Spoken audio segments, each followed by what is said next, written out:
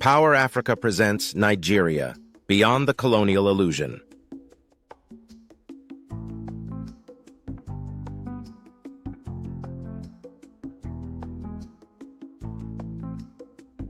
Nigeria, not as a mere country born of colonial decree, but as a living ancient force temporarily buried beneath foreign illusions. This is not just history, it is destiny.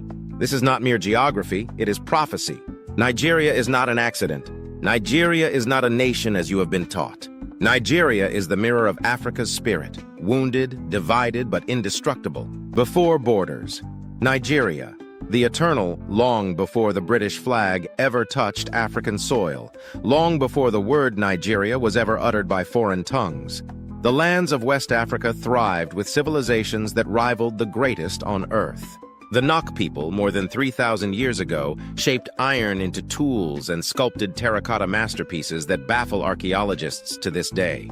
The Yoruba of Ife, with mathematical precision, built kingdoms governed by sophisticated religious and social systems. The Benin Empire, in its majesty, cast bronzes so intricate that European explorers called them divine. In the north, the Kanem-Bornu Empire connected the Sahel to the Mediterranean through trade and scholarship. The Oyo Empire ruled with a balance of military power and checks against tyranny unknown in Europe at the time. These were not random tribes. These were nations, peoples, and civilizations, interconnected, evolving, and profoundly African. Africa did not begin with slavery. Africa did not begin with colonization. Africa began with sovereignty, complexity, and divinity.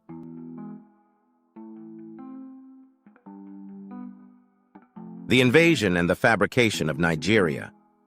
When European invaders arrived in Africa, they were not discovering a dark, chaotic continent. They were invading organized states. Through deceit, violence, and manipulation, they tore apart what they could not understand.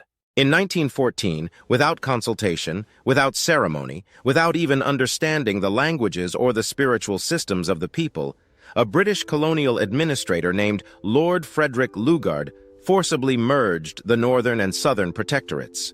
The new entity needed a name. His companion, Flora Shaw, casually suggested Nigeria, the area of the Niger River. Thus, a corporation, not a nation, was born.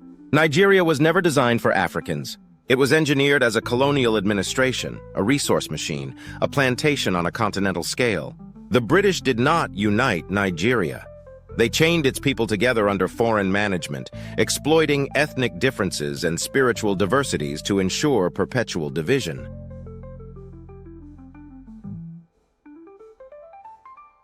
The myth of independence. In 1960, the British granted Nigeria independence, but independence in name only. The economic chains remained. The educational curriculum remained colonial. The political systems were inherited blueprints of division. The borders were untouched. The house was repainted, but the foundation remained rotten. Worse still, Nigerians were taught to defend these colonial structures as though they were sacred. The Hausa, Yoruba, Igbo, Kanuri, Fulani, and hundreds of others were led to believe they were separate and incompatible, when, for thousands of years, they had traded, married, worshipped, and migrated freely among each other. This is the greatest illusion of all, that you are foreigners to each other on your own land.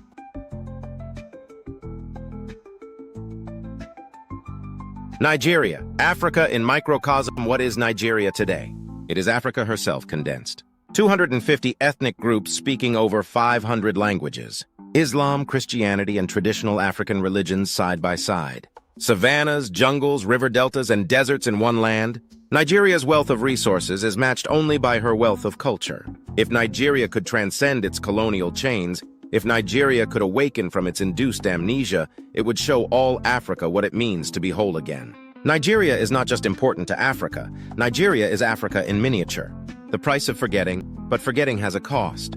Today, Nigeria bleeds under false divisions, ethnic tensions that benefit outsiders, poverty amid oil riches, youth fleeing their ancestral lands, believing salvation lies elsewhere, corruption fueled by external puppeteers, all while colonial borders, drawn in ignorance and greed, continue to suffocate the spirit of unity.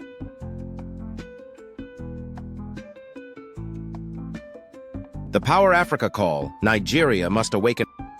PowerAfrika declares, the time has come for Nigeria to wake up. not to fight over colonial inheritances, not to defend borders that were never ours, but to reclaim the ancient truth. I am African first. I am African forever. I am already home.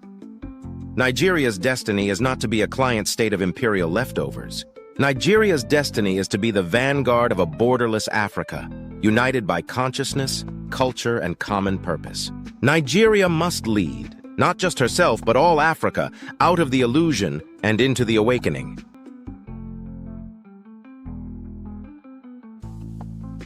The new declaration, I am African, we declare Nigeria belongs to Africa. Africa belongs to Africans, and Africans belong to each other. No Berlin line can erase 5,000 years of brotherhood. No colonial signature can divide 1.4 billion souls eternally bound. Nigeria's youth, the largest youth population on the continent, must rise not in anger but in enlightenment. Not with bullets but with belief. Not to redraw maps but to redraw minds.